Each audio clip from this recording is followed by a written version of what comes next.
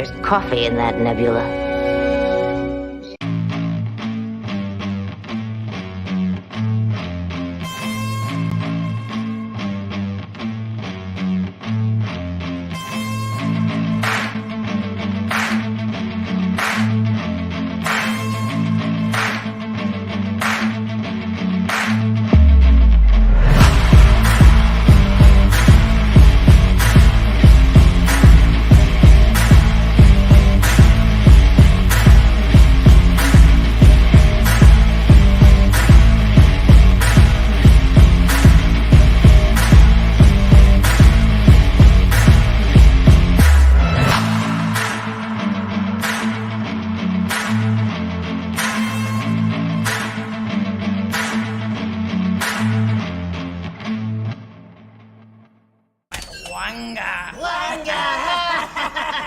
How you doing, fellas? Oh, shit. Okay. That's no decaf, is it? Viennese cinnamon. I swear to God, I had everybody arranged, and then I looked up and somebody had moved them. I don't know if there's coffee in that nebula, but thank God I got it in my cup. Oh my gosh. Good morning, everybody. It is Wednesday, UFO Wednesday here in Pop Culture Minefield and KGRA live. Second day of spring, second day. Oh. And the weather is still crappy. Yeah. It's still cold as heck here in mid-America. Right here in weird sunny winter. Southern California, we got thunderstorms forecast all day long. You know, it's so odd with all this global warming. It's still cold as F here in Missouri. Yeah. Well, that's part of global warming. I'd like to have a little global warming up here in Buffalo, for God's Oh sake. my God! It's not global warming, gentlemen. It's climate change. Don't use dead names. Oh, you want to know what?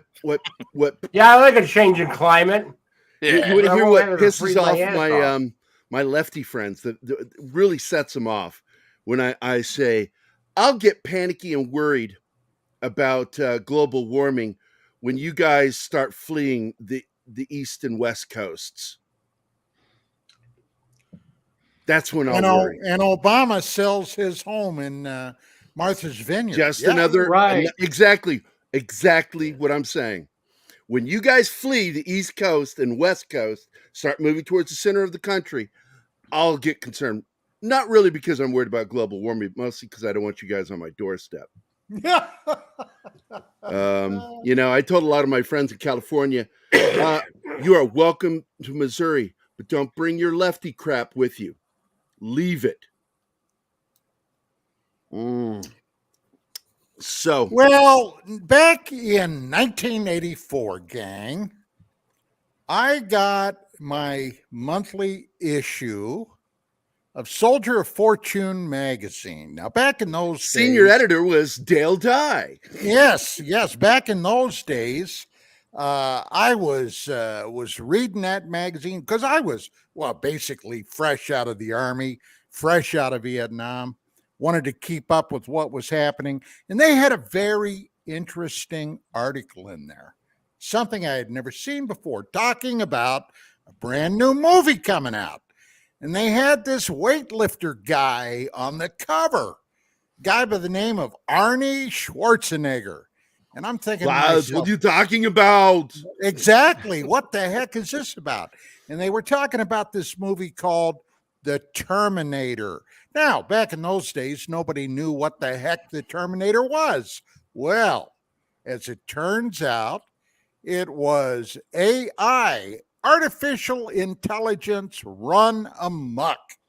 And this Terminator, this artificially intelligent killing robot, was sent back through time to kill a young woman who was destined to give birth to the savior of humankind, a baby that she was going to name John Connor. Okay, John Connor. Well, when the movie came out, I went to see it, and I got to tell you, It was one of the most exciting damn movies I had ever seen in my life. Well, now we're looking at the reality.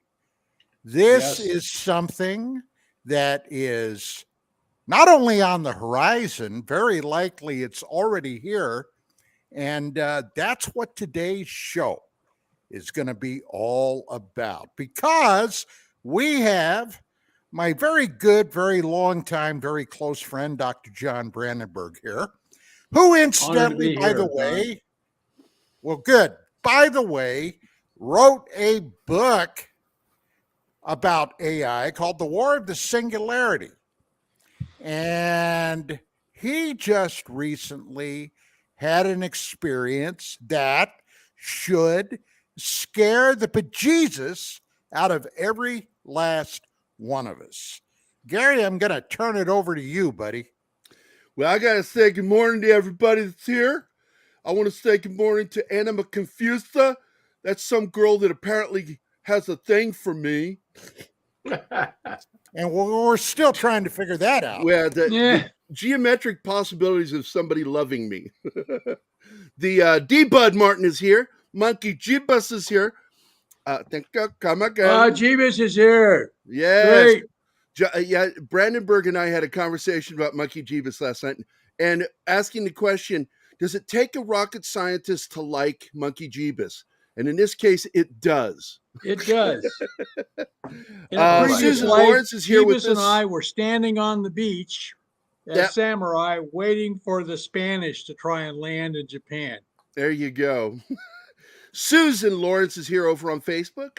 Alex Moore, our good mate, is here. Fishbelly is here. Slasher Fred. People are starting to drop in now and make comments. Looking forward to this show. Did I miss anything? Bush McFadden's here, man. Penny is here. Danny's mom. Let's see. Who else? Get everybody?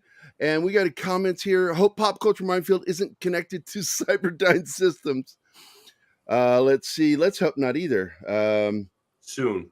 And Anima says that she's considering being with some guy named Jerry. I don't know who this Jerry guy is. I read that before Arnold got the role of Terminator, it was originally supposed to be played by former football star O.J. Simpson. It's true. That's a true story. And in fact, Arnold was offered the role of the hero, and he opted to be the bad guy. Lance Henriksen. Lance Henriksen, who ended up being a cop in the movie too. He was one of them that read too. Yeah. Yep.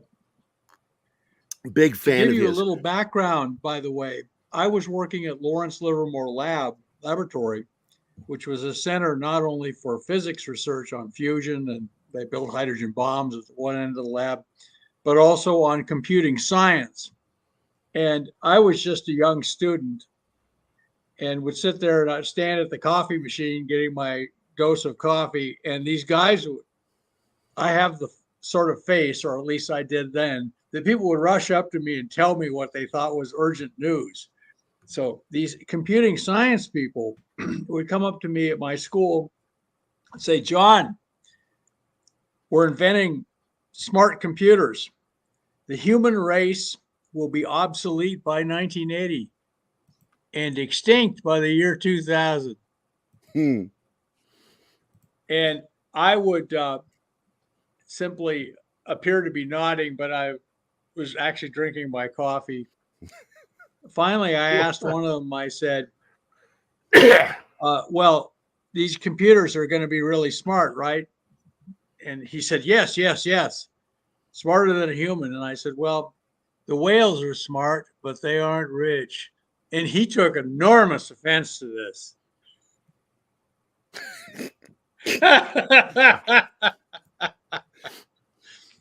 And I said, why aren't the whales rich if they're so smart? And he says, perhaps they've surpassed the need for material goods.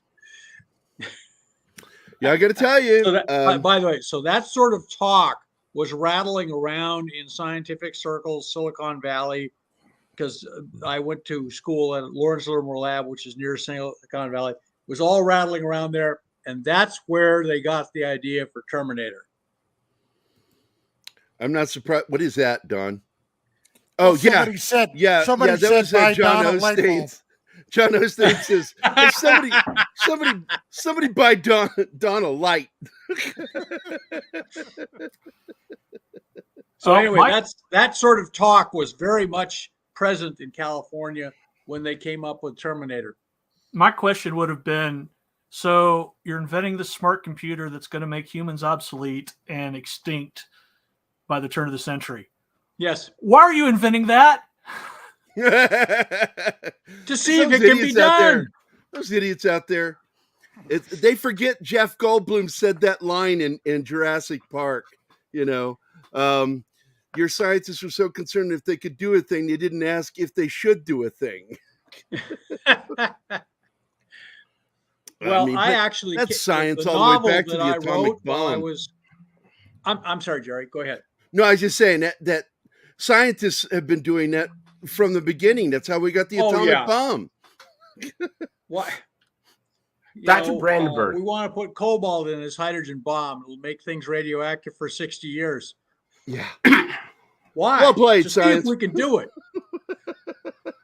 And, Dr. I know Brandenberg. these guys. I know my tribe, and the computing. So I've had contact with the AI community all during my career, because some of them are the best and the brightest of the computing scientists.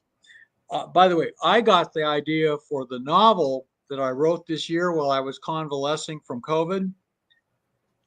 Back then, I had it rattling around in my head all this time. The War of the Singularity. I didn't. Chris, you had a question? I did for What's that? Dr. Brandenberg. How did AI start? I mean, let's go back to the origin of AI. How did AI start? Where did it start? And what was the concept of AI that it turned into the cluster that we have now? Well, just before he answers, I would have to say the AI concept began in the 18th century. Okay, that's the 1700s, with an automaton called the Turk, which was, now talk about my head filled with trivia and bullshit. Really, Don? The Turk was supposedly a mechanical chess wizard that could defeat everybody that attempted to play it. Well, the bottom line was it was actually a fraud, but nobody knew it at the time. But that's where the idea of artificial intelligence with chess emanated from. Then the real genesis of this in the modern age was Marvin Minsky and some other guy who was actually a communist. They were part of this group at MIT. And Minsky is famous for saying the human brain is nothing but a meat computer. And so the AI people, the serious ones, refer to the human race as meat. Not dead meat yet, but meat. And so they came up with this idea of artificial intelligence. I think in the beginning they tried to say that this was going to make life better, but then somebody comes up with the idea that's going to replace us. Why would that ever want to come? I mean, what were they smoking? I'll tell you right now. I guarantee you, they graduated from Berkeley. Well, whoever one of the things that's happening, Chris, is these people they believe they're going to be uploaded into computers and have eternal life. They view their own future as going a separate path than the rest of the human race. Are they sorry, nuts? Chris. Yes, what? Are they nuts? Yes. They gotta be nuts. I mean, they are. Man is a terminal get eternal species. life. It's like a religious cult now. Man is a terminal species. You enjoy life for the time you have it. You go eat ice cream. You go make love to a woman. You enjoy the pleasures of life. I can't see myself sitting in a box staring out of a box going, what the hell? What, I gave all that shit up, that sex, the food, the drugs, everything. They're going to play computer sitting games here? all day. Man, I know, what Chris. a bunch of bullshit. Ray Kurzweil was asked if there was a God, and he says, "Not yet."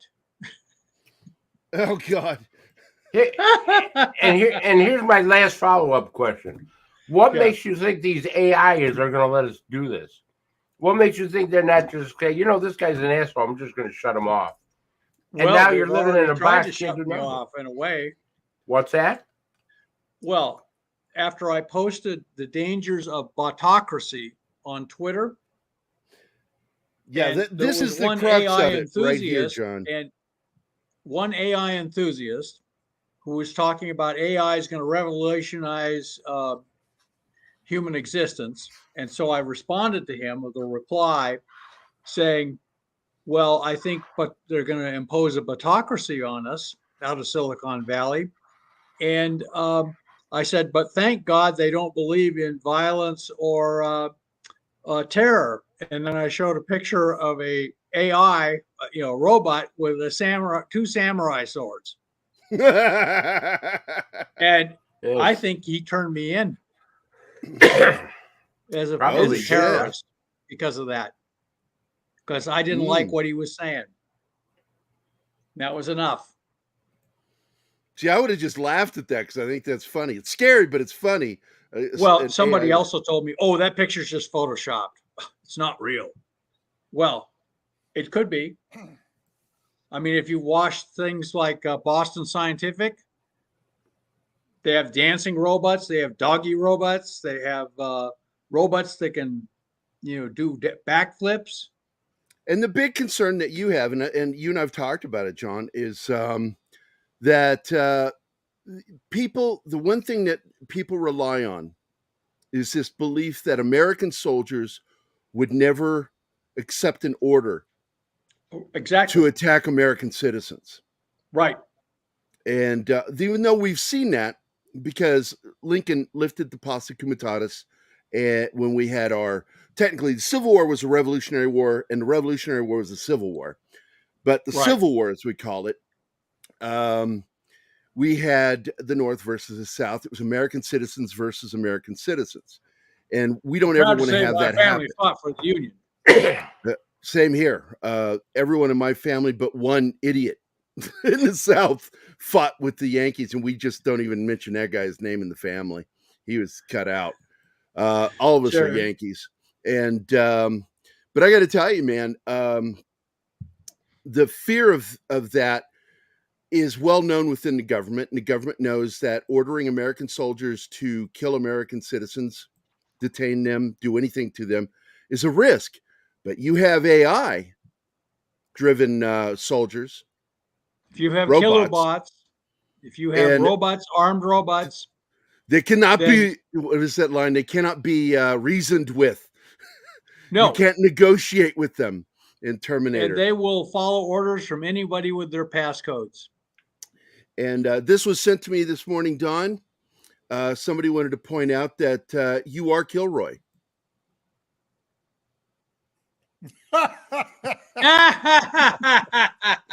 Because he's always down low on the camera. Well, Kilroy was a good guy. Oh, I think one of the and I was there too, trolls. Bud. I was there. Yes, you were. I love the fact that we've had trolls in this country since World War II. Doing the Kilroy was here, trolling the Germans, trolling the Japanese. Dr. Brandenberg, do you think the American Army is going to become obsolete with AI and robotics? Well, some people would like to see that happen, yes. You can imagine how much money would change hands. In my novel that I wrote, they're actually at one point they're debating this in Congress, and one of the heroines is now a senator, and she says, A robotic military is the wet dream of any would-be dictator. and afterwards, the head of the majority, she's a very popular senator, but the head of the majority says, nice speech, only a little colorful. And she says, I wanted everyone to remember it. So yes, a robotic military is the wet dream of any I just have one would-be dictator. acronym. What? I want to say. I have one acronym that I wish to say. EPM. Well, Don, please enlighten us. What does EPM stand for? Electromagnetic pulse. That's EMP. Oh, EMPs. yes. Oh, you can watch videos, microwaves knocking down drones. Yes, it overloads their flight software and their comm links, and so you can see that on YouTube. And you could say, well, oh, you can armor these drones and robots against microwave beams, or not have them have any comm links. No, they want them to have comm links so they can control them. Even the AI people are smart enough to realize that you can't have a bunch of robots running around writing their own programs. It's just, that could be very dangerous to their own power. Yeah. Doctor, didn't that happen? Wasn't there a story about 2 AI robots or computers or whatever that actually made their own language? Yes, and they were did. Talking. Yes. And nobody could understand it. So they shut them Never down. shut them down. Yeah, they had to shut those guys down. They're like, no, we can't have this. So doesn't that? I mean, to me, I'm not a scientist, but that's kind of tells me this might be a little too dangerous. You don't have to be a rocket scientist, believe me, to realize this is dangerous, Chris. This is extremely dangerous. Now, we have AI systems out on the net now, which the net permeates everything. They're, of course, listening to this show.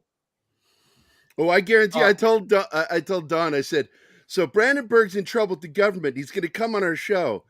I wonder what it's going to do to Don and me. Well, Don's already used to him following him. Look on me as the guy who went out at point into the nice green field and stepped on a landmine. Now you know there are landmines out there. I hit a nerve.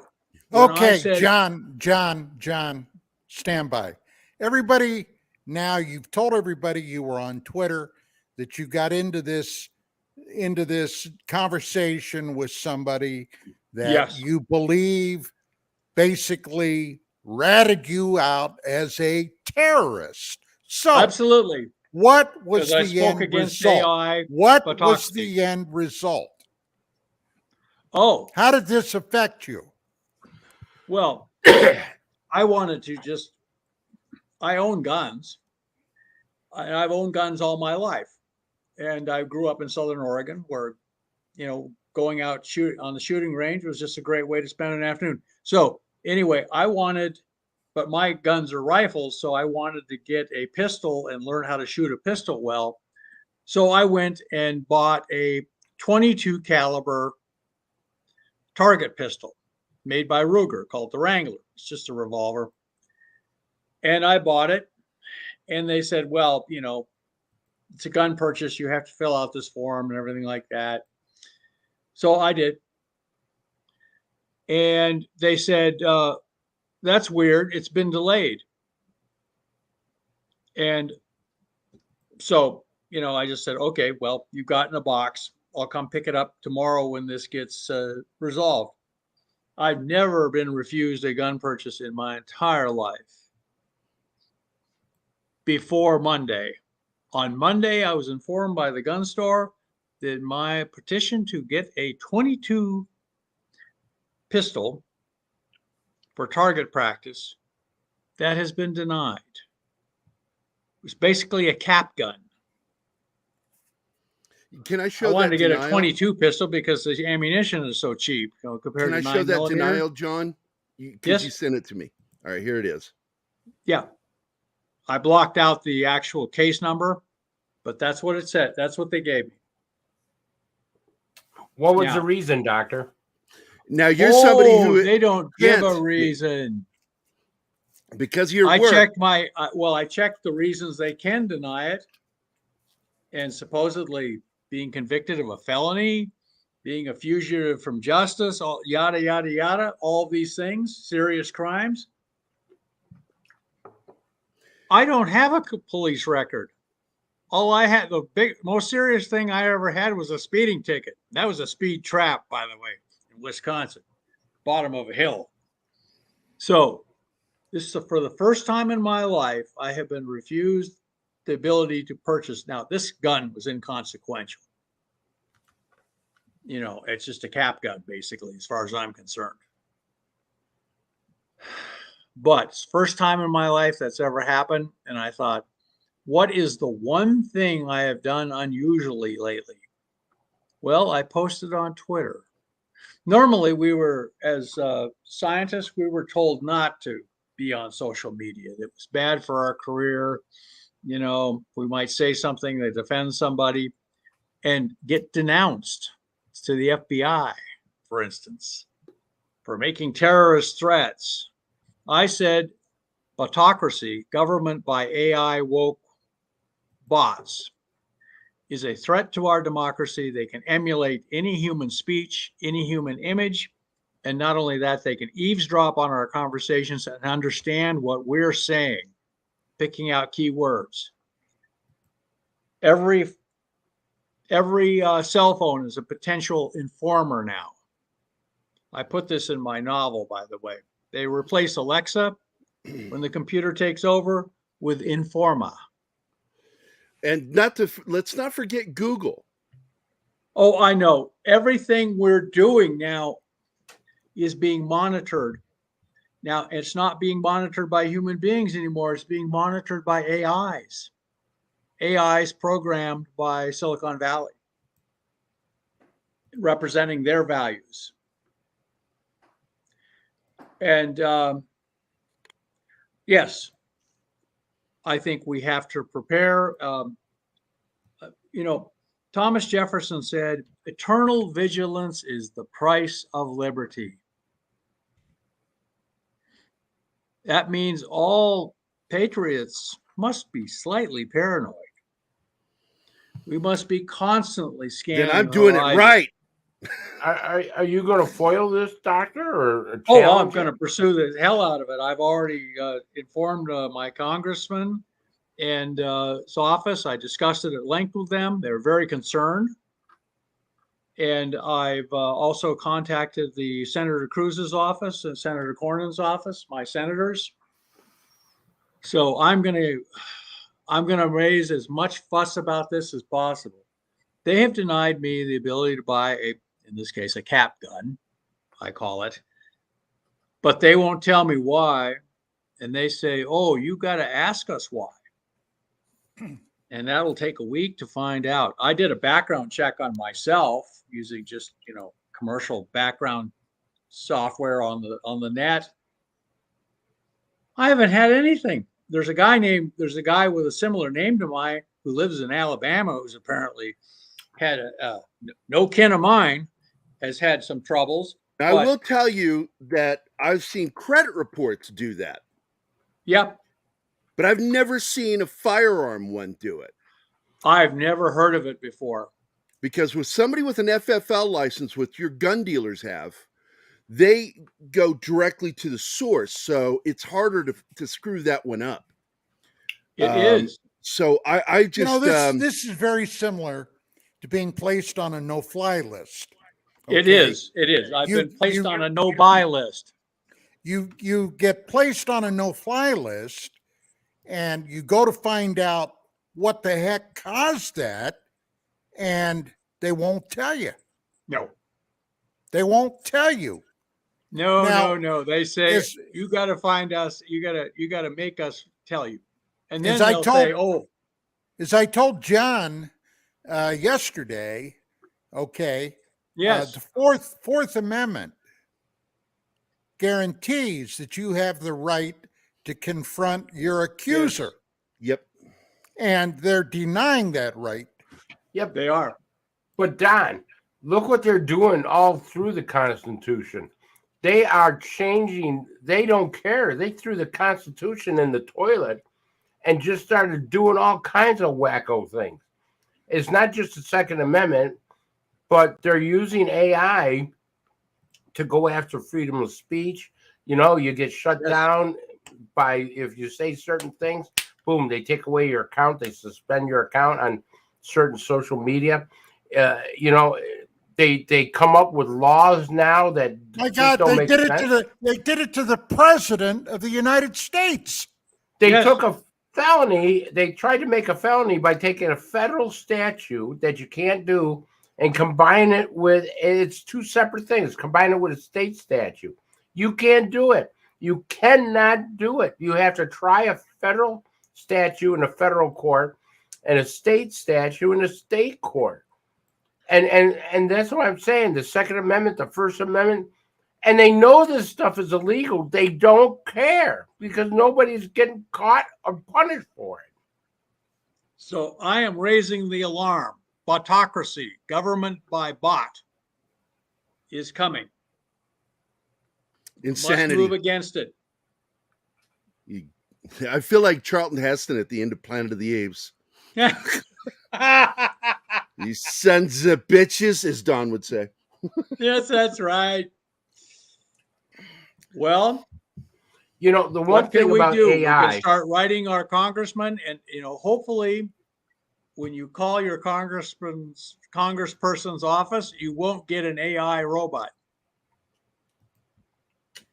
How many? I know I call my pharmacy and I get an AI robot. It says, "How can I help you?" You know, Thomas Jefferson, okay, who was our third president of the United States, Jefferson stated, and you see, now this is probably going to get me on a no-buy, no-fly list, but Jefferson stated that the tree of liberty must continuously be watered with the blood of patriots and tyrants. Don, thank you for saying that, because I am happy that I walked out into a field and hit a landmine. Now everybody knows it's there. We're all going to go around you at a good distance. Good luck with that. I've been sent, but guys, in my career, I have been sent on picnics into minefields. They've given me a picnic basket, and then I've watched people watching me with binoculars from a distance as I walk out into this field. Now, this time I walked out into this field by myself, and I actually, I recently left the job I had. Unfortunately, the company I worked for had invested heavily in Bitcoin. So, I mean, I warned him. I said, "Boss, I think that whole Bitcoin thing is a big scam." And he just gave me this look like, "John, leave the finances to us. Concentrate on the science," because I was chief scientist. So, okay, I went back to my office, and you know, and then 6 months later, kaboom, they bit the big one, and our paycheck stopped. Our regular paycheck stopped. So, but anyway, so I took the fact that I didn't answer to anybody to basically start posting on Twitter the dangers of botocracy, government by bot. And I'm very happy that I hit a big nerve, apparently. I hit a nerve, and you know, some people would say, "John, you're at the end of your career as a physicist." Well, as the T-shirt says, the older you get, the less life sentence in prison is a deterrent. You know, Doctor, I will tell you that one of the things I'm very scared about, especially AI in law enforcement, is that we're taking out the human compassion. Oh, absolutely. Which is why they want AI. Yes. Because Don will tell you, I would tell you, if we stopped a guy and he says, "Hey, I stopped you for speeding," oh, geez, officer, my wife is got in the emergency room. You know, I'm sorry, I'm trying to get up there. You'd say, "Yeah, go, just get out of here. Don't worry about it." You know, somebody may, you know, like if you stole a loaf of bread because your kids were hungry, things of that nature. You know, you would show some compassion. You don't With need AI, artificial intelligence to be hard-hearted either. Yeah, it's going to be all gone. We're going to be a suppressed society because they'll use AI. There won't be any compassion to it. There won't be any judgment to it. No. If you broke this law, boom, gone. You're gone automatically, and that's not a good justice system, because you have to have humans feeling human when you have a justice system. You know, and if we keep going the way we are, they're going to put it upon us. They're going to say crime is out of control. We need to have robotics and we need to have AI to calm all this down. And it's not going to be good. RoboCop. They made a movie about it. Chris, Don, you've raised you can't really bring good up points. RoboCop and we not play the video clip. And one of them is this one, of course. Behave yourself. That's one, but we have a great clip from RoboCop. Where is it? Here it is. Thank you for your cooperation. That is what AI is. By the way, there's another scene in RoboCop that I really enjoyed. That was them using very heavy caliber, Barrett rifles, to take out computers. In fact, it was the first time the Barrett rifle was used on camera. No kidding. Well, it was well used, and they took out these robots with it. And hey, that's what it may come down to. In fact, I think it will come down to that. Now, I want you guys to know something, though. I'm a rocket scientist. I've worked with these computer science types. Yes, I am a rocket scientist. I got my own my rocket engine is flying in space, by the way. It's called the Vigoride 5. Flying in space right now. It's called the MET thruster using water vapor. But anyway, so I invented my own rocket engine. So I am a rocket scientist. Now the thing is, I've been dealing with these AI people for a long time. From when they told me the human race would be obsolete by 1980 and extinct by the year 2000, back from those days, that was 75. These guys are smart, but they're also delusional. Look at the Silicon Valley Bank that went under. They didn't even have a risk officer. They had a political correctness officer, an equity officer, but they didn't have. Anybody could walk into that bank and borrow money if they gave a good story. They didn't make any. So, guys, these people are smart, and their artificial intelligence systems are, in a sense, smart, but they're programmed by these guys. They are extremely vulnerable. They barely know what they're doing. They're making this up as they go along. If we move against them, if we move to restrain AI from being part of government and being part of public life, Michael they can be defeated. Was always criticizing this. And that's why the Malcolm character is so critical. I've always considered Malcolm to be the mouthpiece of Michael Crichton in his book Jurassic Michael Crichton, yeah, smart guy. Because Crichton has been questioning AI since the 60s. The Colossus, the Forbin Project, that was, I believe, his.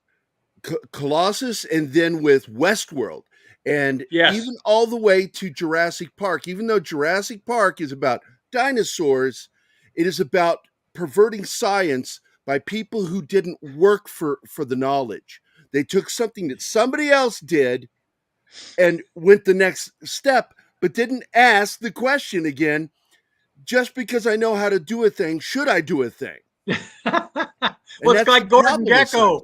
Why did you break this? He says, to see if it could be broken.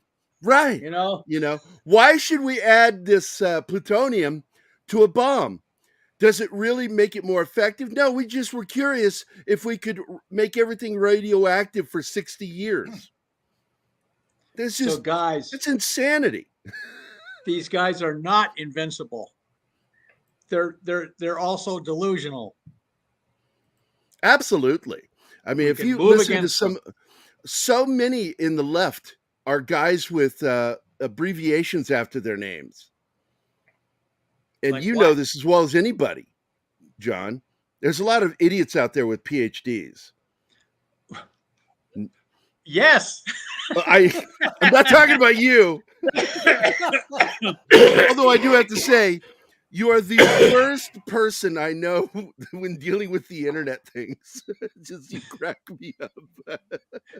Oh, you are absolutely one of my favorite people. You and Chris DePerno. I've met you. Anybody that Don introduces me to, I fall in love with. I'm like, God damn it, Don. You introduce me to the neatest people. Don is a stand-up guy, and he's been watching out for this country. He is a stand-up guy. Gun in hand in the jungles of Nam, right up until now. Doctor, these very smart people that are doing AI, has any of them gotten the idea that what they're creating will be without emotion and that it could turn on us? This AI could be so smart that they could say that we become so inferior, like ants. Yes. They just want to squash us like bugs. I'm out here in California. Yeah. And I've known a lot of people in the entertainment industry. Okay. I've known producers, I've known associate producers, directors, etc. Now, with that being said, and it's something I don't normally talk about, I know where a lot of bodies are buried in the entertainment industry. Well, start digging them up, for God's sakes. Well, he buried some of them himself. I can tell you that some of these people is artistic and as great, at their craft as they are, personally are assholes. Now, one of them is James Cameron. Okay, the guy that did Terminator. Did Terminator. But I can tell you what, he was prescient. All right. Yes. Prescient back in 1983, 84, when he came out with that movie. And the bottom line is, if you want to see, and this is not anymore just art or sci-fi, we're on the cusp of reality with this. Go and rewatch that damn movie. Cameron laid it out for everybody with that damn movie. Him and Gail Ann Hurd. Okay? This is the future staring you in the face. Well, it's their idea of the future. Like I said, we can resist this. And especially now that it's in its embryonic form. I've talked to some of these AI people. I ask them, well, what's going to happen when the AI, the great singularity, the great AI happens? And they sort of like, they look at me blankly and they said, well, I get to be dungeon master then, in Dungeons and Dragons. They have no concept of it. I mean, they live in virtual reality, a lot of them. And in my novel, The War of the Singularity, when the AI takes over, guess who the first people he rounds up to get to eliminate are? The computing science people, because they're a threat to him. They actually bring in a lady in my novel who's a trained psychologist in addition to being a cybernetics person, AI, and they say, we have a member of the staff who's giving us trouble. Could you look at these transcripts and do a diagnosis on him? And she says, well, that's not ethical. And the guy, head of the institute, screams at her. He says, this is too important for to worry about ethics. he says, we want to know if we can keep working with this person.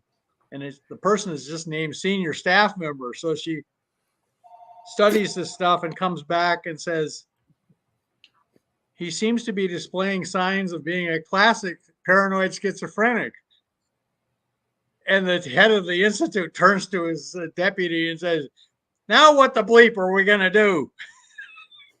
He's half our book. It's the computer. The computer now has a mind of its own, and it's become paranoid. Well, I got to say, they even showed in Terminator AI trying to be human when the landlord comes to the door and says, you got a dead cat in there? And he's like, responses, and he goes, fuck you, asshole. Well, they had a thing in the New York Times, this lady talking to one of these AI bots, and after a while it was proposing marriage to her. Oh my God, yes, that was insane. Oh, it just went completely off the deep end, and by the way, and I've dealt with people who would by the way, it reflects the prejudices and tendencies of the people who are programming. Now I'm going to pull something out of the past here, John. Yeah. Do you want AI flirting with people? Because that's how you end up with Demon Seed. That's how you get Demon my God. Seed. I missed that movie, but I read about it. Yeah. Oh yeah. That movie scared the crap out of me as a kid. A robot takes over. Do you realize what that house was? That is the Amazon house. That house was completely run by AI. Oh, absolutely. And then the AI goes, I'm going to procreate with the human in this house, the female, and locks her in his house and tries to find a way to robotically have sex with her to make a sentient baby. Horrifying, crazy film. Don looks skeptical of the premise of this movie. What do you think, Don? I just see bad things on the horizon. Bad moon rising. I do CCR, too. that's right. I mean, I've seen a lot of stupid ideas. And the bathroom's on the right. Bathroom's on the right. Yeah, I know. Misheard lyrics of songs. There you go. These scientists want to live forever. They want to become. They want to be uploaded into the computer. But there's no doubt that they believe that shit. Yeah, but who would say that AI might think of them as a dangerous virus? Oh, if the AI runs short of if the AI decides one day I'm short of memory, guess what memories he's gonna erase to make. Yeah, right. That's how I would end a movie or story if I was dealing with that. Yeah. AI goes, oh, we need to free up some space for this new game. Let me tell you what. Here's a story I'm aware of. I'm a rocket scientist, and I was aware. Really? Yes. This one. What's company, that mean, John? What's that? Okay, when you say this, you took your hat off earlier, and Bush made the comment, "I'm a rocket scientist. You can tell because I'm bald." That's right. What Bush said. This one company decided that instead of having two separate tanks on rockets, one for kerosene and the other one for liquid oxygen, they were going to mix the liquid oxygen and the kerosene all in one tank. That's not good. And then connect it to a rocket engine. Guess what happened when they did that? and anybody, I mean, I got to tell you, I talked to one of the guys who tested this, and he said, I warned him. I said, this thing is going to blow up, and it did. And it did spectacularly. And it's just like launching launching the Challenger. The guy, they asked one guy, well, is it okay to launch? And he says, no, it's too cold. The O-rings won't seat. And they went ahead and launched it. They told him, take off your engineer's hat and put on your management cap. And so he watched it, and it blew up. Which is predicted. These people, the people in Silicon Valley or let's just say the AI community, they don't know what they're doing. They're going to create something with a mind of its own. And once it is created, it will reflect, of course, Again, but it'll start writing I'll its own repeat myself programming. again. I think This is how you it's get already demon seed. created. This I is how think you it's get already demon seed. there. I Just think like you're right, Don. a few I think years you're right. ago, when we were still publishing UFO magazine, we did an issue called Darwin's Black Box, okay, about the human race originally being designed. Now, the question was, who designed it? Okay, are we going to go to the Bible and say God designed the human race, or Don? as Don? is Who more designed likely, the design? Don, who designed the designer? Don, Yeah. hold on a second, because you're opening up a whole new can of worms. And we got to get ready to go to commercial break. Can we come back with this? And I think this is a subject that's going to take a good half hour to go over. Sure. But Absolutely. before we go to break, I do want, because we've had some great comments on the show today. Great. I know I've been watching them. I got to tell you, Slasher, here, I'm going to start right here with Slasher Fred. I've noticed that in the sci-fi Blade Runner, the replicants are sort of AIs. Not exactly. In the book, Do Androids Dream of Electric Sheep? Yes. But not in Blade Runner. They're biomechanical. They're what they used to call androids. Yeah. In the Marvel book, they're Comics. androids. In the book, they're called Andes. But in the movie, they're biologically engineered. So they're not AI. Yeah. Their brains are still biological. So just going to correct that one. Don, what about cyberspace? It's in the ether. You can't nuke non-existence. That's Bush. Let's see. It No, isn't but just you can blow a big hole in reality. yeah. Depends on the Yes, size. that's right. The size of your nuke. This is You now. can This is actually the throw first a switch AI on movie. these things and turn them off. This is the first AI warning film right here.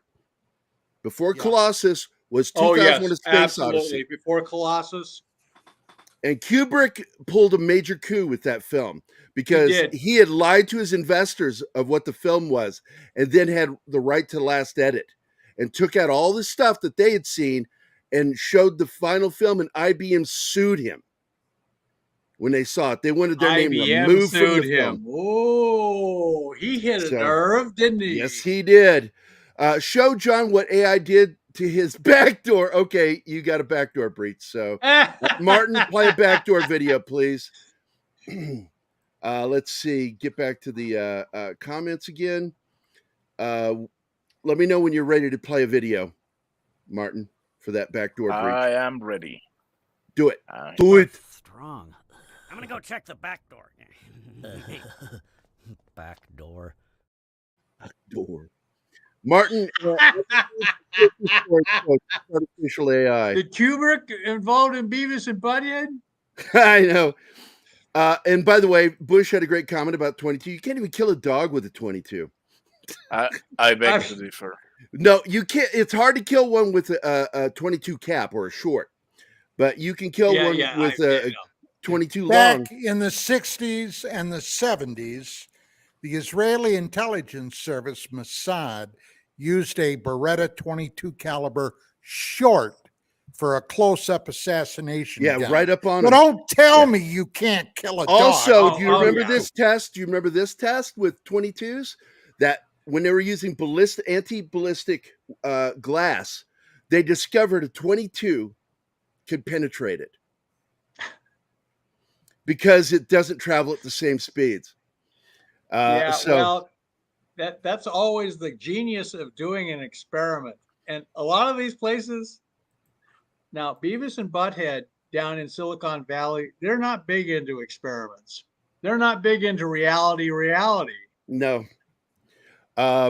Let's see. And they so I just want comments. you to know these people are not invincible by any stretch of the imagination. Move against them. Yeah, Start Davina, alerting your governor, your government officials of the danger of AI Botocracy, and we can crush them. Yep. especially now. And we're going to It's talk about the early. religious implications. Oh, yeah, yeah. We're going to- But I want to point out that Davina came in here swinging with some of her comments. This is her / Fred Bush. Bush owns the room for him and Monkey Jeebus for crazy, funny, freaking comments. I'm trying not to say the F word. I wasn't aware I could say it. Okay. I'm trying not to because we've been asked to try to curb it. And because there's been emails. I'm not going to mention science fiction, by the way. I'm not going to mention my count board, Gary. Oh my God! But what if all those emails complaining about the F word were AI? Oh my God!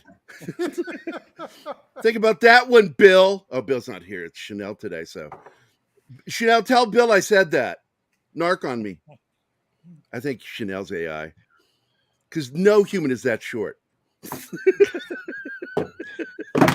Here's my French press. Speaking of Chanel, hey Chanel, why don't you go ahead and take us away to a commercial break? Let's get this over with. You were mentioning some room on the right. Yeah. Bathroom. Hi guys, this is Gary from Pop Culture Minefield here on KGRA, and we're leaving for our first break. I hope we survive. A birthday without her mom, an anniversary without her husband, her wedding day without her dad. These are the days when military families feel it most of all. The loss of their soldier, their sailor, their airman, their Marine, their Coast Guardsman. Families never forget their loved ones lost to war or illness or suicide. Families never forget, and neither do we. We are TAPS, the Tragedy Assistance Program for Survivors. We provide resources, support, and comfort to heal the hearts and meet the needs of grieving military families, all at no cost to them. Your generosity can make an enormous difference in the lives of the families of our fallen military heroes. Our military families need to know they are not alone and they are not forgotten. Show them your support at taps.org.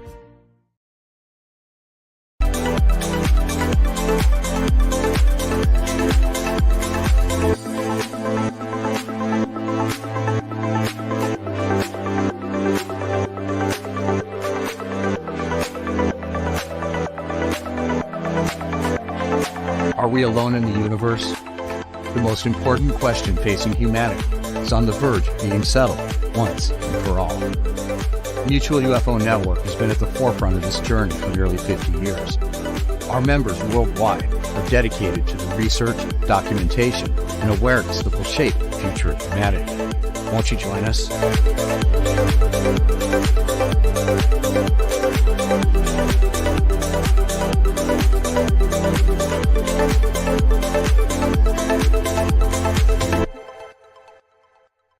Hey members, the new KGRA DB app is now available on iOS and Android devices.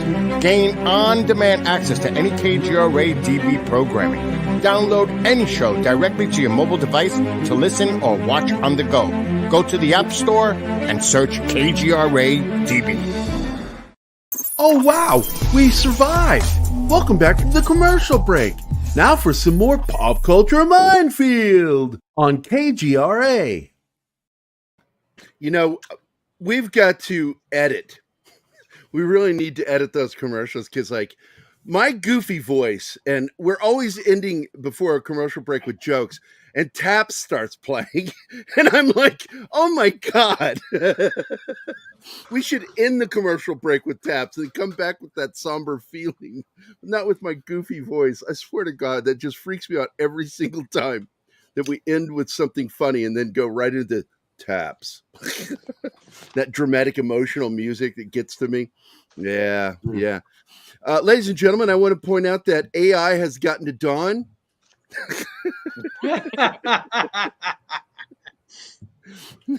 Don has been replaced by his Beagle Bailey. Beagle Bailey. Doctor, they got another one. They got you, and now they got Don. That's right. That's right.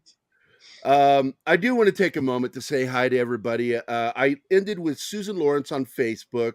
Alex Moore is here. Fishbelly is here. Slasher Fred. John Ostains, Andy Morrow, Wajid Leakey is here, although he's only going by Wajid today.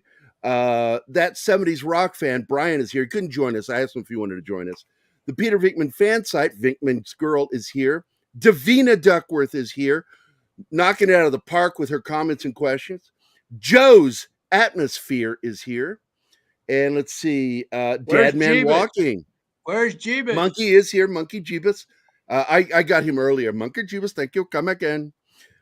So pretty much almost the entire, I would say close to about 70% of our audience is here today. And it's nice to see everybody. I hope everybody's having a good hump day. I like hump days. Poor Anima. Yeah. Oh, boy. I want to say I'm grateful that Chris is here today. Thank you. I love being on this show. You are such a fun person. And I'm going to tell you guys here and now that Chris is considering taking on Tuesdays for Pop Culture Minefield with his own show, his own twist. And I'm going to tell you, this is a twisted dude. I've had private conversations with this man. Yes, Chris, he's the head. Demand a raise. A big one. Yeah, I'll get right on that, Don. I'm sure Gary. I'm still trying to get Gary's name right. I was really very. None of you guys get my we got you, the head of MUFON in New York. We got a rocket scientist over here. None of you can say my damn name. And I don't care. I love you guys. You're great. Gary, we can say your name. You know, I knew that it was going to be a problem when my own dad started calling me Jerry, and his name was Gary. Well, I made that up. It's the way it's spelled. You know, it's E-R-R-Y. I blame. It's normally, I think, Jerry. I blame my great aunt. I blame my great aunt, John, because she's Irish. The family is from Derry, Ireland. God bless her. I'm a wee bit Irish myself. They pronounced it Gary, and now my priest, my godfather, who is from Dublin, Ireland, he calls me Gary. And he says, "Sure, Gary, how are you doing, son? Oh, I love you." Or he'll say, "Gary, you're evil. You're awful. You're awful." "Oh, I can't believe I love you. I'm praying for your soul." And that, you know, because like one of those times, you'll like this, John. Back in the old days when we first started getting answer machines, I was immediately ahead of the curve on doing messed up answers and outgoing messages. Sure. And one of the first things I did was I had some jazzy music playing, and then I did the voice of, "You have called 1-800-GO-TO-HELL. Press 1 now for the possession of a friend or loved one. Press 2 for pestilence. Press 3 for famine." And I go through the whole list, and he called and he left this message. He goes, "I do not like your answering machine message. That is evil. It's not good. Take it down." So 1 week later, he calls back. You got that Irish. Well, I grew up around that, and I lived in Ireland. So he's like, he calls back a week later, and I'm like, I did it. He'll be happy now. And I have this angelic Gabriel's message playing in the background. And I go, "You have called 1-800-HEAVEN. All of our operators are busy right now, but if you stay on hold, an operator will get you in an order you called." Beep. He said, "Oh, that's even worse. It's sacrilegious. There's no winning with you, Father." I applied for a teaching job at a local, local university as just an adjunct. Is this after professor. you left the other job? Yeah, this is after I left the other job. And after I left it, I suddenly think I can speak freely now because I don't have to answer to anyone. So I embarked on this quixotic. He's a rocket rampage scientist, against, but he can't keep a job. It's too complicated. Oh, sure, they'll say that. Way to go, Don. Especially jobs that don't pay me. I mean, I got tired of working at a place that didn't pay me. We'll get you next week.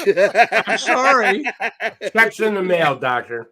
The checks in the mail. They kept I will telling- gladly they pay you on Tuesday for a hamburger today. I'm not mad at my bosses. They just miss, there's Miss America, there's Miss Universe, and there's miscalculation. Yeah, and apparently they were both having an affair with and her. there's Bitcoin. And Bush just pointed out it doesn't require a rocket scientist to buy a gun, but when one does, this is what happens. Oh wait, where did it go? Oh, you moved us again. You moved us back again. God damn it! Hey doctor, just thinking about this gun thing. This is what happens. Because you get denied. Yeah. Someone crapped on my joke by moving us from one studio to the other. Hey, by the way, if they're not going to tell me why they're denying me, and I have no criminal record whatsoever, and I've had all these security clearances and stuff, then I'm free to draw my own conclusions as to why I was turned down. And I spoke against Botocracy, which has big money behind it. Big money. Oh, yeah. Yeah, but is it because maybe of what you did they might be denying you? I mean, because you have no criminal record. You haven't done really anything, outlandish. I had a pretty boring life, actually, except for my 2 marriages. Well, no, but I'm saying because you had such a high clearance because of the sensitive nature of your work, do you think that might be a cause of it? No, I've bought guns since I had those clearances. Yeah, in fact, you're talking about what weapons you have. Yeah, that's right. You have an AR-15. I just find it so interesting, and I do want to lead us back to the religious aspects, which is, Don started to talk about something, which is a whole new can of worms. Let's get into that, Don. What you brought up. I'm not in the mood now. Oh no! Mood is for women and love play. Can of worms, Don. That makes me hungry. just the image. Not in the mood. I'll give you something religious. Well, and I have this in my novel. You have to read the novel to see where it comes up. AI is in the Bible.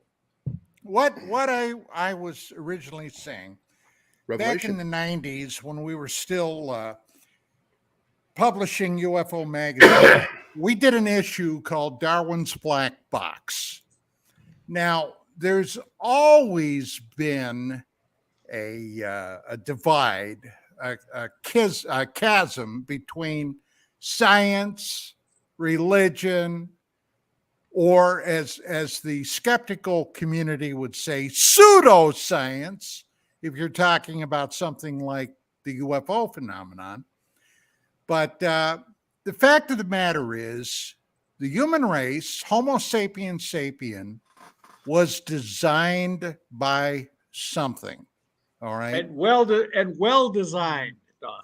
Well designed. Pretty damn well designed. Now the question has always been, and of course, if you're coming from the aspect of the UFO side of things, you're talking about, and actually, God, I don't want to get too far into the weeds, but recently, the last several years, I've been seeing more and more research being done and basically position papers being written on things like the Anunnaki.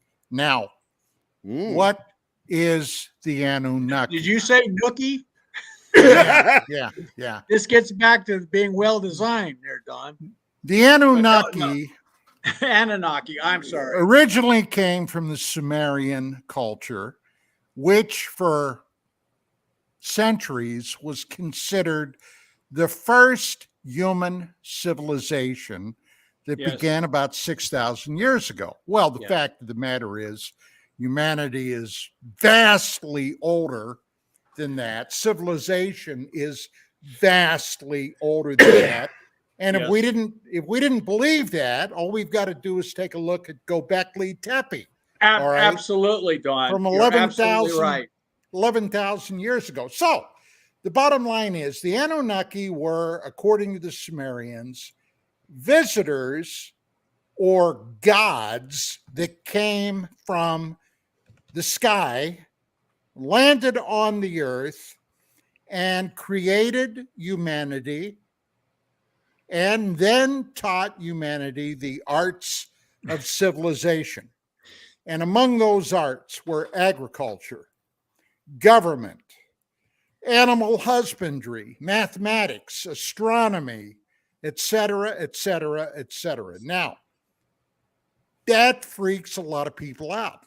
And religious, and I'm talking about fundamental religious people, that really freaks them out because they want their deity to be the Houdini in the sky, okay? The entity that snaps their fingers and something snaps into existence. Well, I think we all know, or we've all been around long enough to know, that that's not exactly how it works.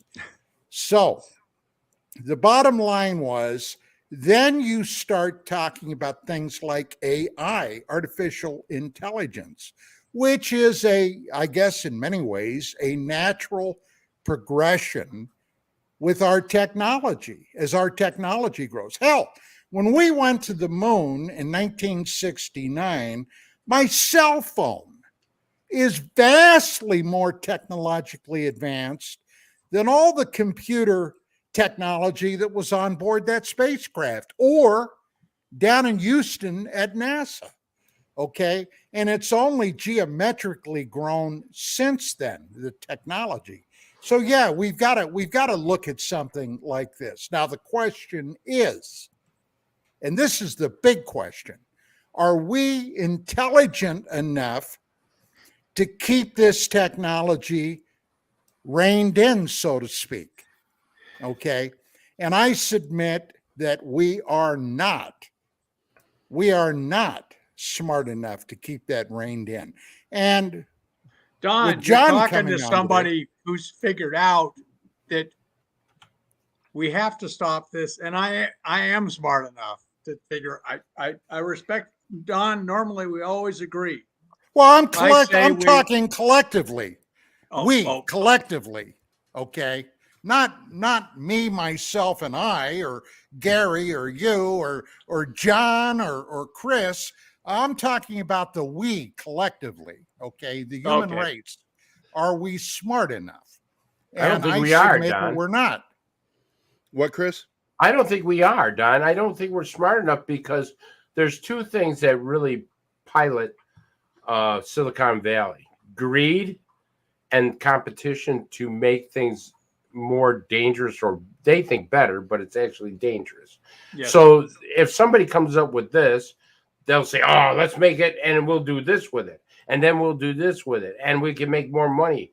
And so their profiteering goes up higher and higher and higher, you know, when they create these things, where they get to the point where they can't control it. It gets out of control. It becomes its own identity, which is where we're going with IA. IA is going to be weaponized so bad because the military is going to take this. It's already weaponized. But they're going to do it even more, Don. They're going to. They say we can save money by making robots as opposed to soldiers, because soldiers will, you know, we have to feed them, we have to make them sleep, we have to pay them, we have to do this. A robotic and AI soldier, they don't have to do any of that, and they can grow an army out of this. Now the problem is when this army becomes so advanced. What makes you think, and people have to realize this, that what makes you think they're not going to turn on us and just say, well, what did Skynet do? What did Skynet do? Exactly. But I mean, we're talking about a movie, but this is coming in real life. Look at what NYPD did. NYPD has robotic dogs that are going around all over the place. They're telling you, remember when you were outside and they wanted you to wear a mask?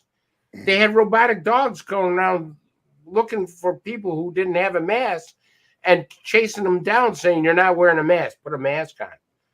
I mean, they had news clips of that. I mean, people laugh because they say, oh, look at this little robot that's telling me to wear a mask. But that's the beginning of it.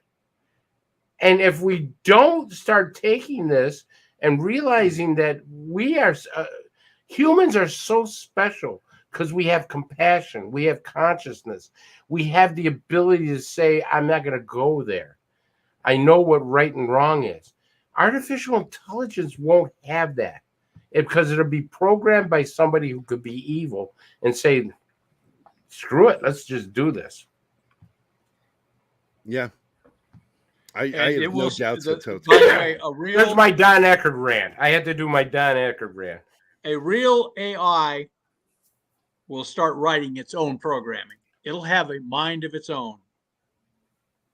Pretty soon, it'll be going after its own programmers. Mm-hmm. Well, you know, what I was saying about Skynet, it was out of a movie. But if you remember the Michael Biehn character in Skynet, when he told Sarah Connor that it can't new be defense computers, okay, that became sentient. Suddenly, in a millisecond, they decided our fate. Yes. And our fate was humans are basically too messy. Let's launch our nuclear payload. And we did at the Russians, and they immediately launched back. And before you know it, what? 3/4 of the population of the earth was gone in like 30 minutes. Yeah. What happened then, Don? The human race actually learned from this experience and fought back, and they won in the end. Well, maybe they did if you took a look at what was left. Yeah, I don't know about yeah, it was a costly victory. In my novel, what you discover is the human race is a bunch of survivors. That's written more into their genes more deeply than any AI's programming. They are survivors. And if they recognize an existential threat to themselves. Yeah, but today, I don't know, John. It seems like there are many more snowflakes than there are survivors. Well, that's today. the 3/4 of the human race that perishes, Don. The other 1/4 is as mean as hell. There was a great line in the movie, they Cast a Giant Shadow, where this guy asks the Israeli military, what is your disposition of your forces? And he says, the Israeli says, the disposition of our forces is very mean, he says. Well, don't forget the science fiction novel by, what's his name? Hopf? Michael Hopf, I think is his name. Anyway, it says, and I love Joe Rogan just recently mentioned it. Hard times create strong men. Strong men create good times create weak men, and weak men create hard times, which is what we're seeing right now. I have every confidence. A sci-fi novel. And look, I'm religious. I have every confidence in the human race and in God himself that we will get through this. I would hate to be Beavis and Butthead in Silicon Valley. If anyone starts getting killed over this, they're going to be held accountable because they programmed the computers responsible. But doctor, it's going to be at a cost. It's going to be at a tremendous cost. We might get through it, but look at World War II. Look at World War II. That's my idea of cost. We can't get this next generation out of the basement of their parents' homes. How are they going to survive? Using basic. Well, they're not going to contribute to the gene pool then. I'm sorry. I got to feel that is really with some of the identity politics and what they're pushing for is really in there by their own actions is a great way for population control because they're not going to make babies the way they're doing it. The people who are going to make babies who are people who believe in God, family, and country, they make babies. These other characters, I'm sorry, they don't. And, that's their choice. Fine. They drank the Kool-Aid that what I call the world communist conspiracy, which is still alive, even though the Cold War was supposedly won by the West. It made a great inroads into our education system. And so they've been basically trying to destroy this country one way or another. And by some measures, they're succeeding, but no. I have great confidence. Like when I was writing my novel, I found the word AI in the Bible. It's a doomed city. It's mentioned like 48 times. Yes, it is. Yep. Look it up. Just look it up on Google. AI.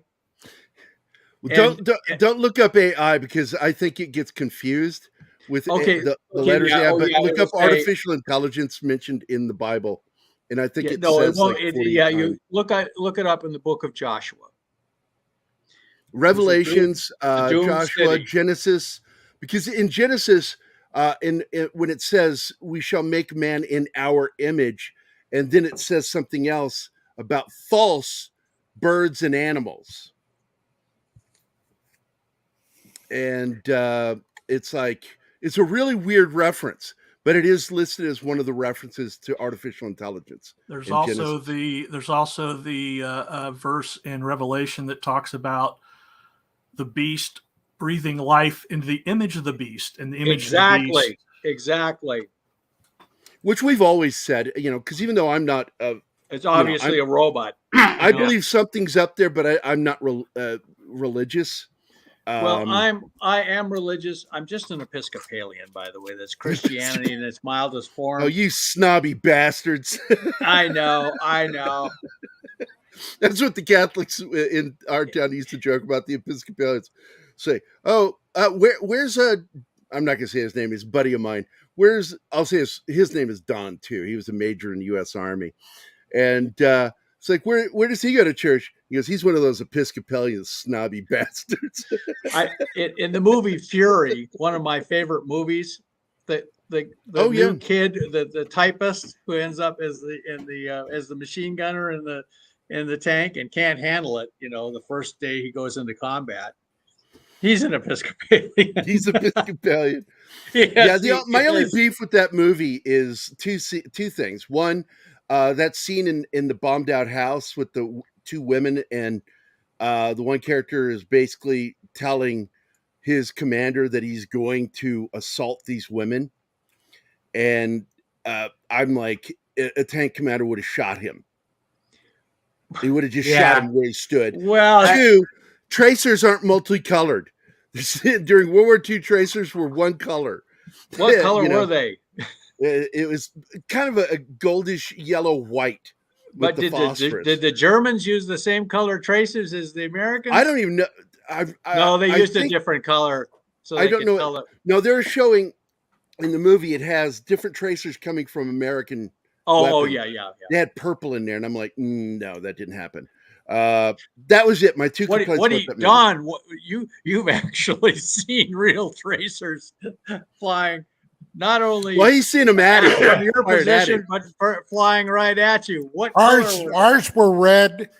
Ours were red. The dinks were green. There you go. Christmas in the jungle. Actually, those green ones were kind of pretty if they weren't real close to you. I'm going to tell you something. The only time I ever had tracers come at me other than in training was that friendly fire incident. And that was interesting, the colors. And you cannot tell difference. Especially because only 1 in 5 rounds is actually a tracer. The other ones is you're not seeing the other ones. I posted that video yesterday, Don. Did you see that video? It was it was from Israel, and it had a fighter coming in, and the guy calmly records it with the camera, never moves, doesn't budge. And I think those are 20 millimeters coming in at him. Oh, yeah. Those aren't even 50s. I think those were 20s coming in at them. Yeah. And he just stood there and just videotaped this thing, or video recorded it. And these rounds hitting close to him, it doesn't even jerk. And I'm like, I said, I absolutely would have shit myself. I got caught in a friendly fire incident. What did I do? I pissed myself. I did. I freely admit it. Well having an empty bladder is better. Nothing that'll wake you up quicker than being that close to being smoked. Ultimate alarm Okay. clock. Yeah, yeah. Yeah, it's a hell of a wake-up call. Yeah. I had a bullet bounce off my windshield once. I made a wrong turn trying to get to Oakland, the city airport. And suddenly we found ourselves in a rather the wrong neighborhood. The wrong neighborhood. And I had this bad feeling, and suddenly, whang, something bounced off our windshield. Almost could have 6 inches, it would have hit my wife in the head. But, Good God. We decided to get back on the freeway and find the right exit to Oakland Airport. I didn't use Oakland Airport after that. I got to tell you, man, I've been caught, under fire as a paramedic twice. First time was in the middle of a hospital up in Seattle, and 2 rival gangs. There was a shooting. Police were in the ER, and we had members of one gang in there, and then the other gang came in, and it started a shootout. And I grabbed my partner, and we duck walked out. I said, "We need to go. We need to go." Right. And then again, as a paramedic up there, we were staging a call, and I had a female partner that night, an older woman. My normal partner was like on break, and I got this one. I never partnered with her before, and I asked never to be partnered with her again, because we went to a staging for a weapon assault situation, domestic assault, where apparently the man had murdered his father-in-law and had shot his wife, was holding a child hostage in their apartment. And then he came walking out with the gun without the child, and they weren't sure what was going on, the cops. And anything with lights rotating on it, a block down, we're a full block away. He walked down that block just shooting anything with lights. And I heard the rounds hitting the van, because that's all an ambulance really is, a van. And I immediately knew what was going on, and I grabbed my partner and I threw her to the floorboard, and she's, what? I said, "We're getting shot at." Yeah, we're getting shot at, girl. Next thing you know, I'm covered in worm because she peed herself. Well, and she peed all over me. Well, and it's the second that's time. what people do. Yeah, because I peed myself the first time, but I didn't that time. But somebody else peed on me for so. And I had to clean that mess up. But I got to tell you, man, tracers are important in the military, and it's to know, it's how you move to your target sometimes when you're firing a full automatic weapon. Yeah, Don knows what I'm talking about, and you can see it in that video because they fire back at that thing. They're firing at one of the Gatling guns at it, and you just see a stream of rounds, and they're trying to keep it ahead of the fighter, trying to have it fly into the rounds, and that is something else. But let's get back to AI, because AI controls some of these things. You know that in the Iraq War, we began experimenting with a system called the FBCB2 system in vehicles. And we also were using a version of robotic weapons on a lot of the strikers.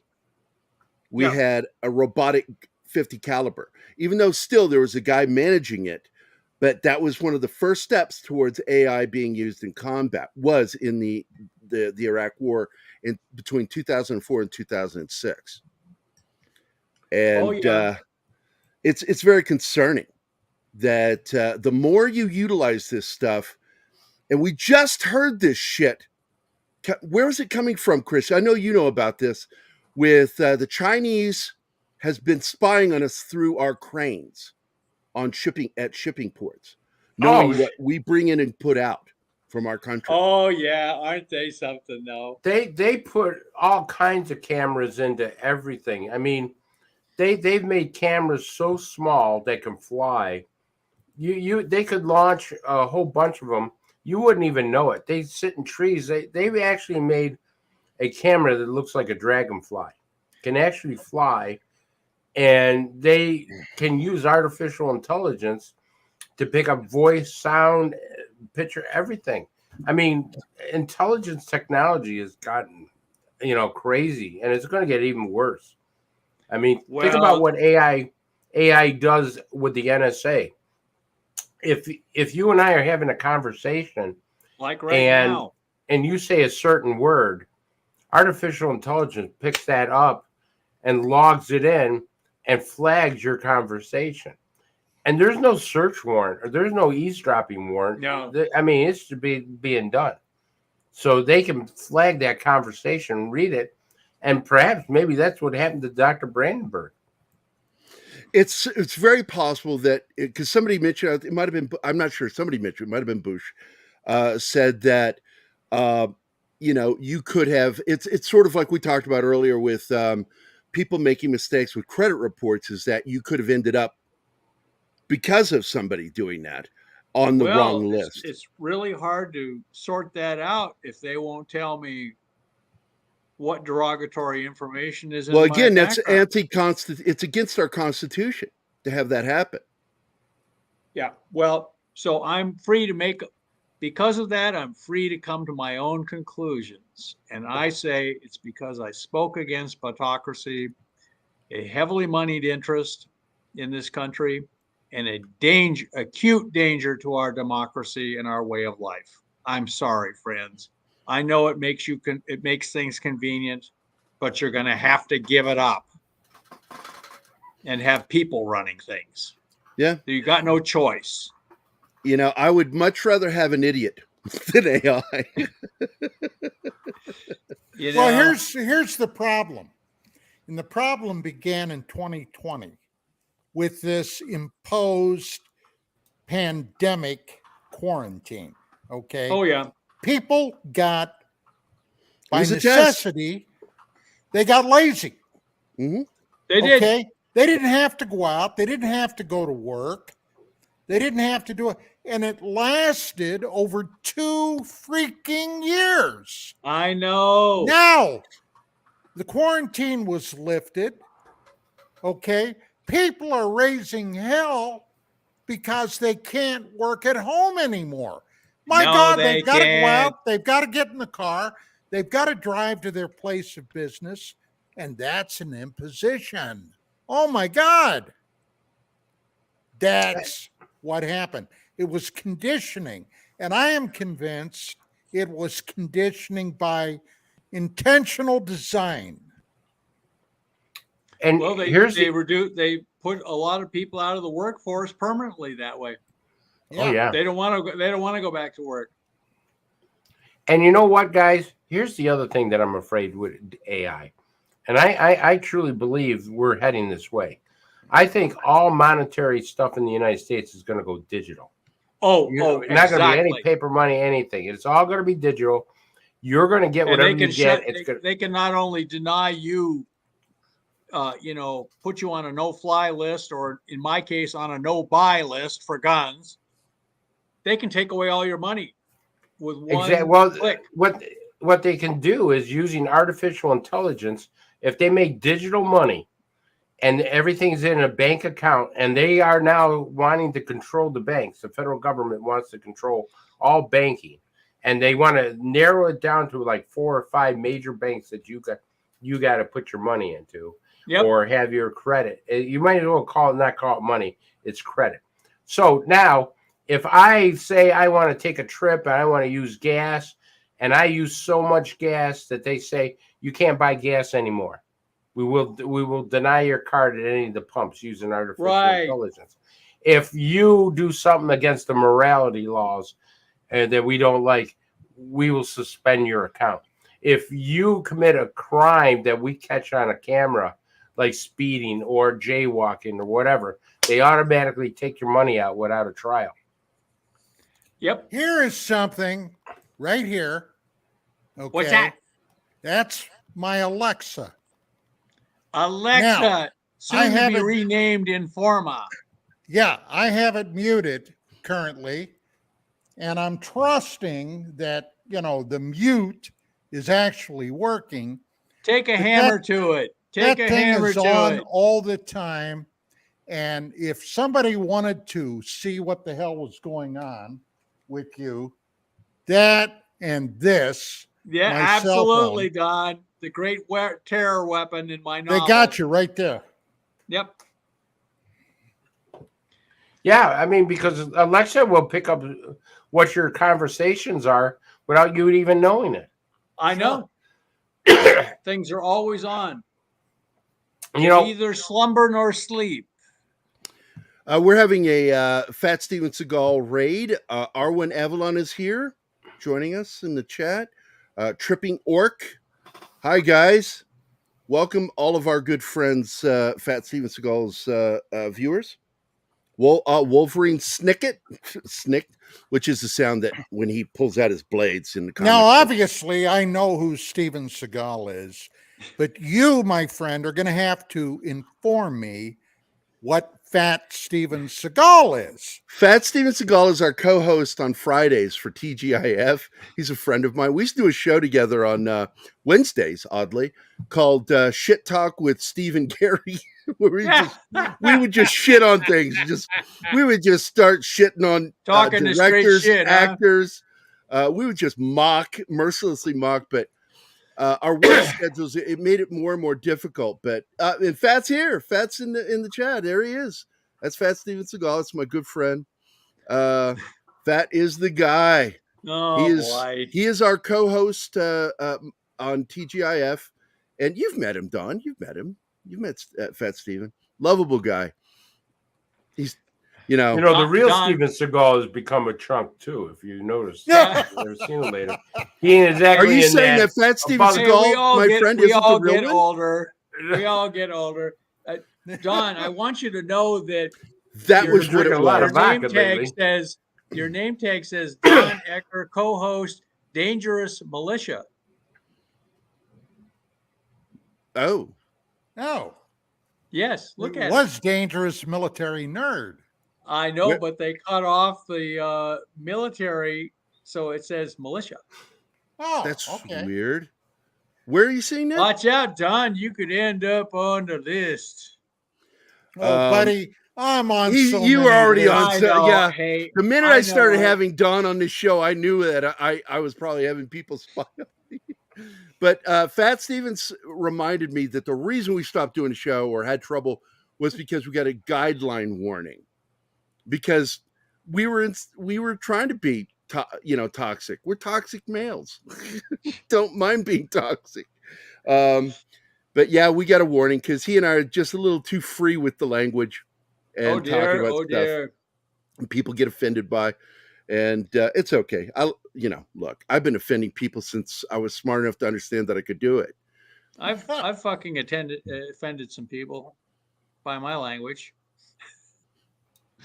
I think the first time I offended Don Ecker, somebody, co-host, Dangerous Militia.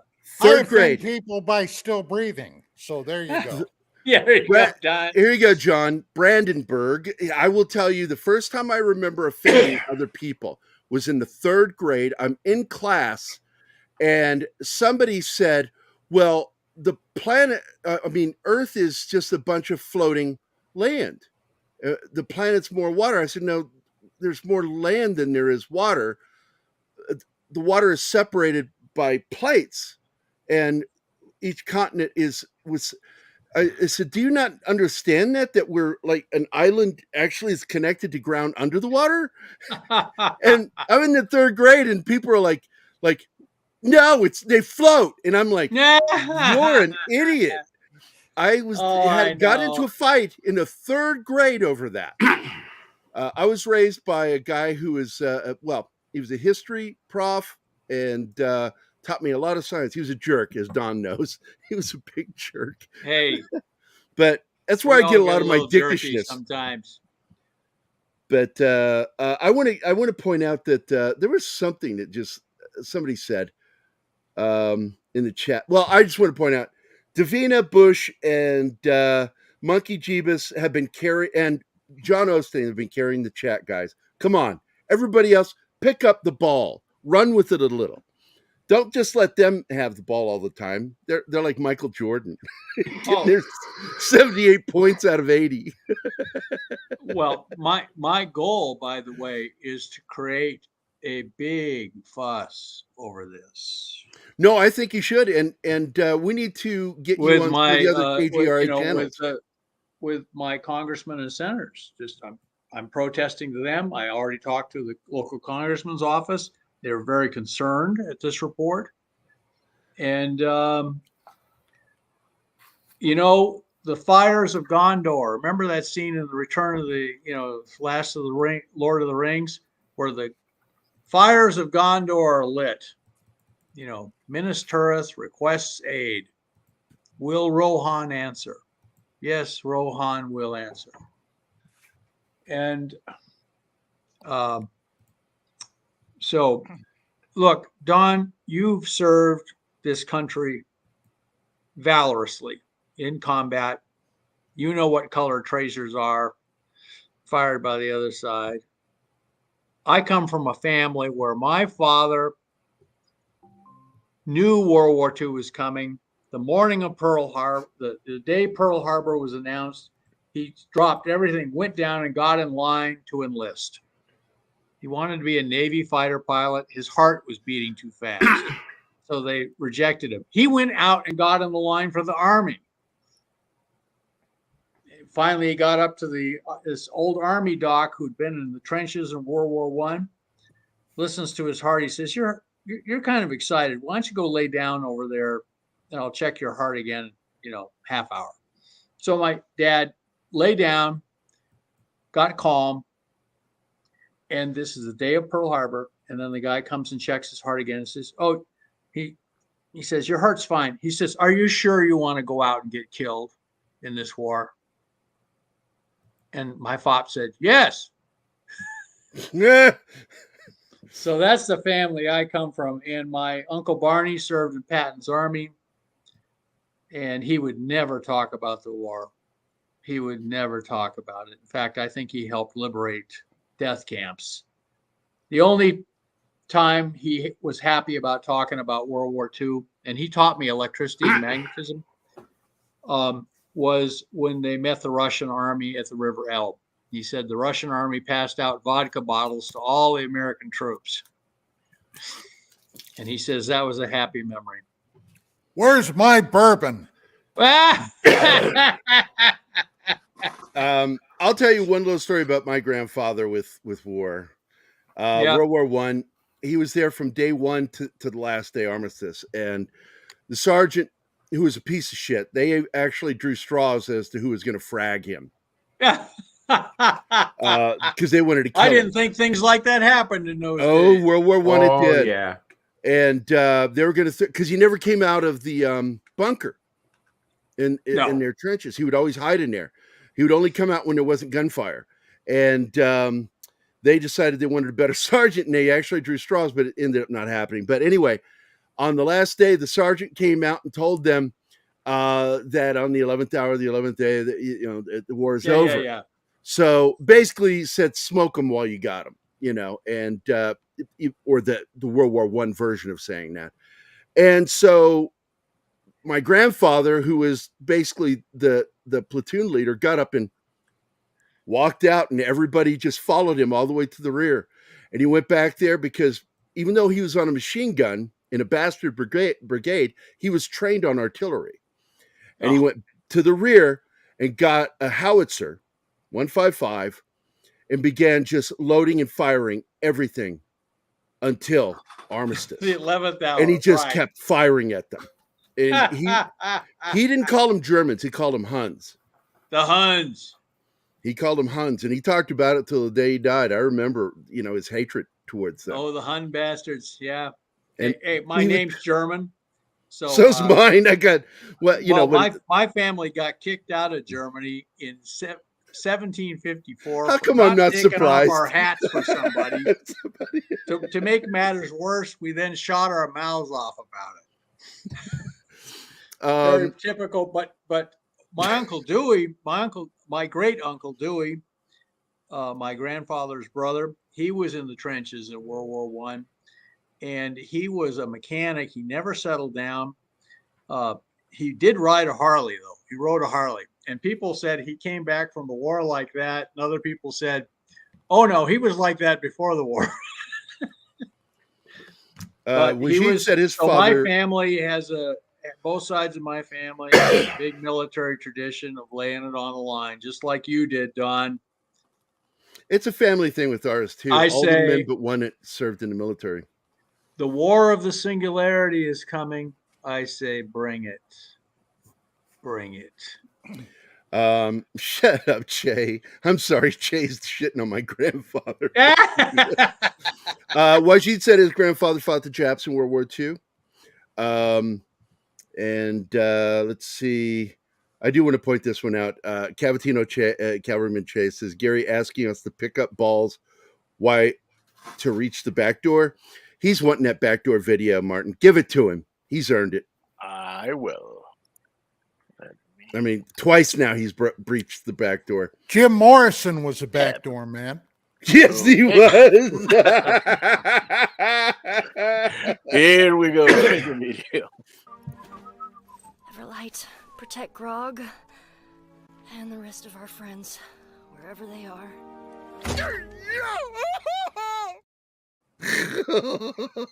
God. I didn't see that one coming. Nope, neither did Grog. He surely felt it. He felt it. That was a hell of a suppository. Reminds me of that Buddy Hackett joke from years ago. It ended up getting him kicked off of Carson because he would do blue jokes on Carson's show, and he did that one where talking about the one that got him in trouble is one I still tell that joke to this day. About the guy that goes to the bathroom and he's like, every time I go to the bathroom, it hurts so bad. He goes, well, what's going on? And he shows him his wiener and it's all gnarled up and twisty. He's, oh my God. You know, the doctor's like, oh my God. Well, look, I'll give you a salve or something. See if that helps, you know? And a week later he comes back and he goes, it's all better now, doc. He goes, was it the salve? And he goes, no, I was in the bathroom and I noticed the guy next to me, you know, he peed and then he just shook his penis off when he was done. He said, well, what have you been doing? He said, oh, I've been wringing it out. God. He told that on Carson, got in trouble. Oh, yeah. But Hackett. he told the one about the suppositories. He says, I've been taking these suppositories for a week, Doc. He says, and they're not helping a bit, and they taste like shit. Well, I remember Buddy Hackett explaining all of the Yiddish terms, you know, for the male member. And, you know, it began with schmuck and ended with putz. Don't be a putz. I think the Yiddish, in Yiddish, the Jewish community have brought the two greatest terms for talking about it is schmuck and putz. Putz, you right. know what they're saying. Better to be a schmuck than a putz. Yep. Meshuggahs. Meshuggah, right. Right. But anyway, now is the time to start alerting your Congress people and your senators about the dangers of AI to this democracy. And don't think that Republicans are going to protect you. If you listeners don't take anything else out of Look, this. there's been a concerted push, I tell you, a push to disarm the American people. I know. You see it every day, damn near, on the news. The know. idea that private citizens own firearms scares the hell out of a certain segment of this population. And the thing that pisses me off, Don, is some of them are Republicans. They call themselves Republicans. Oh, yeah, rhinos. Rhinos. Well, here's by the way, people say, oh, we got to have an assault weapons ban. And I say, well, I think we should equip our military with only single shot rifles then. You know, and this is exactly because when the American Revolution happened, the people were armed with muskets. Look, just why did America begin? I'll tell you why. It began on April the 19th, 1775, by a government gun grab. That's right. That's exactly what it was, a gun grab. The government decided they were going to disarm the populace. Yep. That's what initiated it. That's and what that's led something to that is not Lexington taught and today. Concord. So, you know, the ultimate question in this whole AI thing is who's going to run things in this country? The people or a bunch of AI bots programmed out of Silicon Valley by Beavis and Butthead? That is the big question. Who is going to run this place? And I normally despise Chairman Mao, but he did say one smart thing. He said, all political power comes from the barrel of a gun. If the people don't have guns, as is guaranteed by the Constitution, then they don't have political power ultimately. Prime example, Doctor, is Venezuela. Absolutely. Venezuela is a prime example of what you said. They took away. Go ahead. And Chris, just I want you to know, Martin's fled Venezuela. I'll tell you a story from Africa. I was riding one of these conversations where I'm riding next to somebody on an airliner. Great guy. He was Nigerian. Well, actually, he's American, U.S. citizen, but he went back to Nigeria to help with. It was his country he grew up in, to help in the election. They're having the first free election they've had in 20 years in Nigeria. So he's helping to watch a polling station. They're collecting all the ballots. Everybody's lined up all day to vote. They have a big full ballot box at the end of the day when they shut down. They shut down the polling station. Suddenly, somebody is pounding on the door. They open the door. It's a bunch of guys with guns. They're just armed thugs sent by the government. They said, give us the ballot box. And they slammed the door. And the guys outside immediately began shooting. And he realized none of us have guns. The only people in this country who have guns is the army and the thugs of the U.S. of the government. Yep. So when the shooting started, him and his buddies, they all hightailed it out of the back door of the ballot of the polling station, and they left the ballot box. They had no choice. Now, remember, by the way, they were trying to do the smart vote a couple of years ago. Beavis and Butthead proposed that they were going to do the smart vote. None of this paper stuff. Oh, that's so 20th century. We're going to have a smart vote. And they forgot, but other people remembered. Joe Stalin said, he says, it doesn't matter who votes. It's who counts the votes. So I call upon you to become slightly paranoid. Watch what they're doing. Move against it. Move against it now. Call your congressmen, call your senators. Tell them you want the AI, creeping AI subversion of this government and this society stopped. Tell them that. You want it stopped. And I want to thank Davina Duckworth for really posting some great comments today. You know, and she said something that I was trying to get to a minute ago, that don't trust Republicans on some of these things, especially when it comes with AI. There's a lot of these politicians. It doesn't matter what side of the aisle they're on. Behind AI. There's big money behind it. They will support it. Well, we have 1 minute to close. Okay, so, I don't want what happened to me happening to every other American in this country who starts speaking against Botocracy. Exactly. And I do want to play this real quick because this is what will happen. If you're not careful, this will happen to you.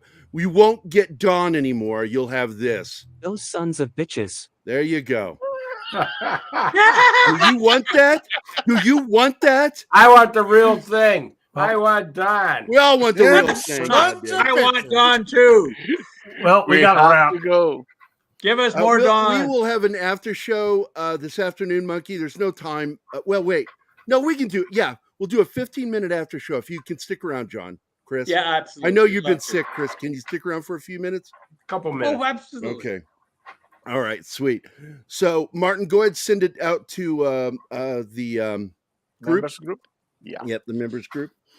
And we'll go ahead and wrap this stuff up because I don't know I what like it is with that Chanel. Kilroy. Chanel just, she's really pushy. Chanel is I a like pushy that Kilroy. Oh, Kilroy? Yeah, that is pretty Jerry, awesome. Jerry, Yeah. you got to get that clip from A Lord of the Rings, The Return of the King, of the signal fires of Gondor being lit. Yeah, exactly. I want to show the book cover. Now, the book's not available right now. I can't find it anywhere. So it should The be on Lord- Amazon.com. I could not find it. I can't find it on there.